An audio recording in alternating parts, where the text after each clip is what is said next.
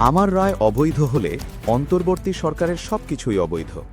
বৃহস্পতিবার ত্রয়োদশ জাতীয় সংসদের প্রথম অধিবেশনে এই বিস্ফোরক মন্তব্য করলেন সংসদ সদস্য ইশরাক হোসেন। আর এই তর্কের কেন্দ্রে ছিলেন নাহিদ ইসলাম। ঘটনার সূত্রপাত হয় যখন নাহিদ সংসদে দাবি করেন ইশরাক হোসেন অন্তর্বর্তী সরকারের সময় শেখ হাসিনার অবৈধ নির্বাচনের বৈধ মেয়র হিসেবে নিজেকে ঘোষণার দাবিতে আন্দোলন করেছিলেন। ইশরাক দাঁড়িয়ে সরাসরি জবাব দিলেন, সেই আন্দোলন হয়েছিল ২০২৫ সালের মে মাসে। তখন তিনি অন্তর্বর্তী সরকারের অংশই ছিলেন না, ফেব্রুয়ারির শেষ সপ্তাহেই পদত্যাগ করেছিলেন।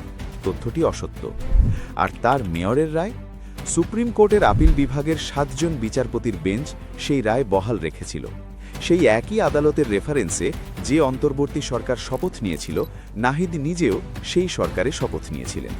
প্রশ্নটা হলো, একই আদালতের রায় একজনের জন্য বৈধ, আরেকজনের জন্য অবৈধ, এই যুক্তি কি আদৌ টেকে?